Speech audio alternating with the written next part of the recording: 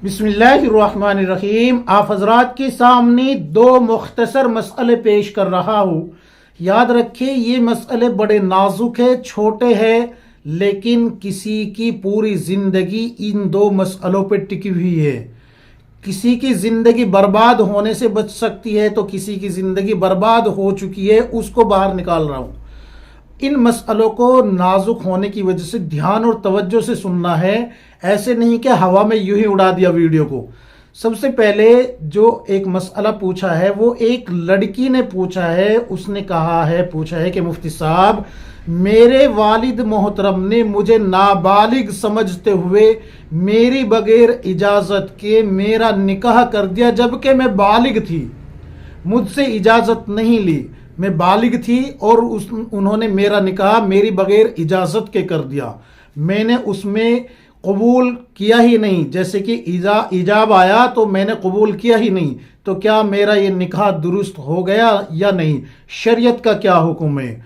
और अगर मैं अपने उस शोहर से मिल लेती हूँ, यानी कि तन्हाई में मुलाकात हो जाती है, तो क्या हुक्म है? क्या ये जायज़ होगा या नहीं?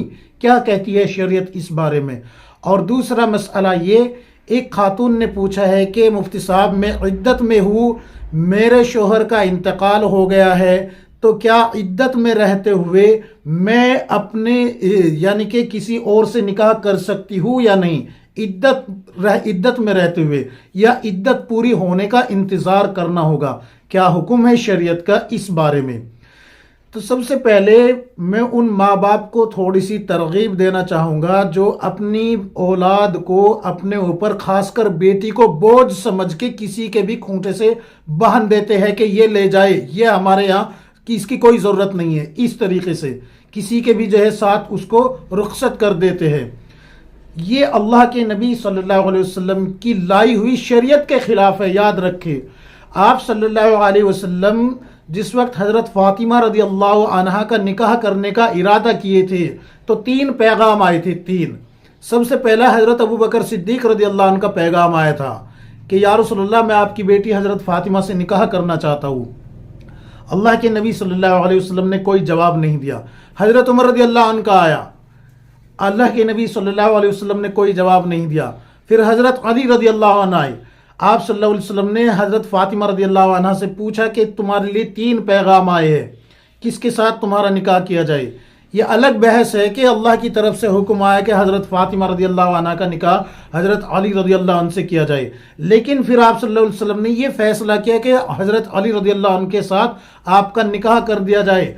और हज़रत फ़ातिमा रज़ियल्लाहु अन्हा से पूछा कि बेटी, मैं तुम्हारा निकाह हज़रत अली रज़ियल्लाहु अन्हु से कर रहा हूँ, क्या तुम इस पे राज़ी हो या नहीं?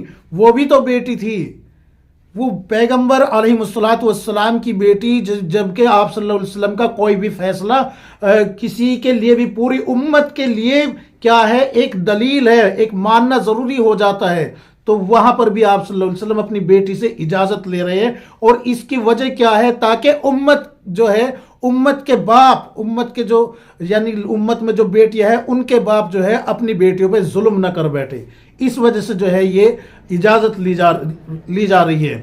वक्त के नबी अपनी बेटी से इजाज़त ले रहे हैं, लेकिन आजकल के माँ बाप पता नहीं क्या बेटी को बोझ समझते हैं, जिसके पल्ले चाहे बांध देते हैं। बहरहाल मैं अब मसले की तरफ आता हूँ।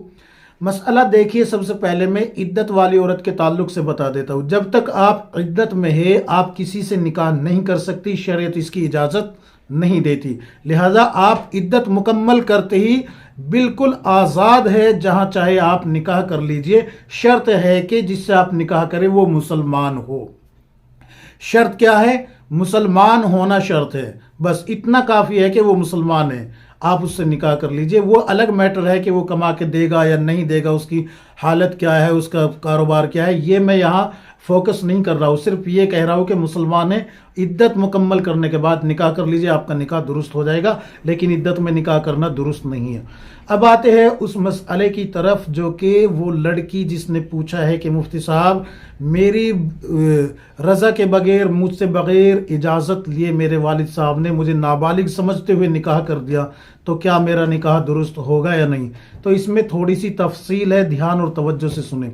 سب سے پہلے میں آپ کو یہ بات بتا دوں، اگر آپ کے والد صاحب نے آپ سے پوچھا کہ بیٹی میں آپ کا نکاح فلاں کے ساتھ اتنے حق مہر کے ساتھ کر رہا ہوں اور آپ خاموش رہی یا مسکرا دی، جیسے کہ شرما کے مسکراتے ہیں، یا پھر جو ہے محبت سے باپ کے گلے لگ کے رو پڑتی ہے، تو یہ تینوں علامت کس چیز کی ہے؟ آپ کی رضامندی کی۔ اگر آپ اس طریقے سے خاموش تھی یا پھر جو ہے ہنس پڑی، مسکرا دی شرما کے، یا پھر باپ کے گلے لگ کے محبت سے دو آنسو بہا دیے، رو پڑی، تو پھر یہ آپ کی طرف سے اجازت سمجھی جائے گی۔ یاد رکھے، کنواری لڑکی کی اجازت یہی سمجھی جاتی ہے شریعت میں۔ جیسے کہ حضرت فاطمہ رضی اللہ عنہ شرما کے ایک طرف چلی گئی تھی، تو آپ صلی اللہ علیہ وسلم سمجھ گئے کہ یہ جو ہے میری بیٹی جو ہے راضی ہے۔ تو اسی طریقے سے امت میں یہی بات چلی ہوئی آ رہی ہے کہ بیٹی کا خاموش ہونا یا شرما جانا یا باپ کے گلے لگ کے محبت سے رو دینا، یہ تینوں علامت اس کی ہے کہ آپ جو ہے اپنے نکاح پہ راضی ہے۔ پھر آپ بالغ ہو یا نابالغ، آپ کا نکاح درست ہو گیا۔ اور اگر آپ جو ہے بالغ ہے اور آپ نے جو ہے یہ کہا کہ میں اس نکاح پہ راضی نہیں ہوں، میں نکاح قبول نہیں کرتی، اور پھر بھی آپ کے والد محترم نے آپ کو ان کے ساتھ عقد میں باندھ کے اور رخصت کر دیا، اور آپ جو ہے خلوت بھی ہو گئی آپ کی، تو پھر یہ جو ہے زنا ہوا۔ یہ جو ہے آپ کے والد صاحب کو چاہیے کہ اس پہ توبہ کرے اور آپ کو وہاں سے لے کے آئے۔ آپ کی بغیر اجازت کے یہ نکاح ہی نہیں ہوا، کیونکہ آپ نے اس میں اجازت ہی نہیں دی، آپ بالغ تھی۔ اگر نابالغ تھی تو پھر تو نکاح درست ہو جاتا ہے، لیکن اگر بالغ تھی آپ تو پھر آپ کا نکاح نہیں ہوا، کیونکہ آپ نے اجازت نہیں دی۔ اگر آپ نے یہ کہا تھا کہ میں اس نکاح سے راضی نہیں ہوں، میں اس نکاح کو کرنا نہیں چاہتی، میں اس کے ساتھ رہنا نہیں چاہتی، یہ نکاح کے وقت جب آپ سے اجازت لی جا رہی تھی، اگر یہ سب کہا تھا آپ نے، پھر آپ کا نکاح نہیں ہوا۔ اب آپ کے شوہر نے آپ کے ساتھ زیادتی کی ہے، اور اس سب کا ذمہ دار آپ کے والد محترم ہیں۔ اس سب کے ذمہ دار کون ہیں؟ آپ کے والد محترم۔ لہٰذا اس گناہ میں جو مرتکب ہوئے ہیں دونوں، آپ کے شوہر بھی جو کہ شوہر نہیں ہے بلکہ شوہر کے طور پہ آپ پہ تھوپے گئے ہیں، وہ بھی گناہ گار ہیں، اور آپ کے والدین بھی گناہ گار ہیں۔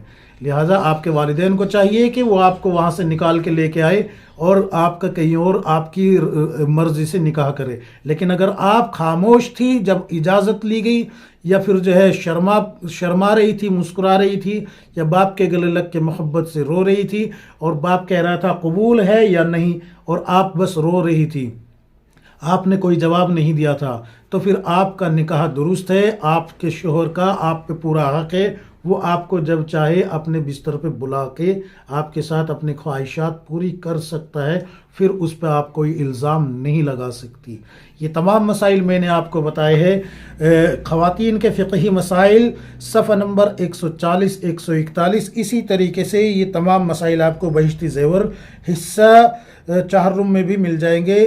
بہت ساری کتابوں میں یہ تمام مسائل آپ کو مل جائیں گے۔ اللہ تبارک و تعالی ہم سب کو کتاب و سنت کے مطابق زندگی گزارنے کی توفیق عطا فرمائے، آمین یا رب العالمین۔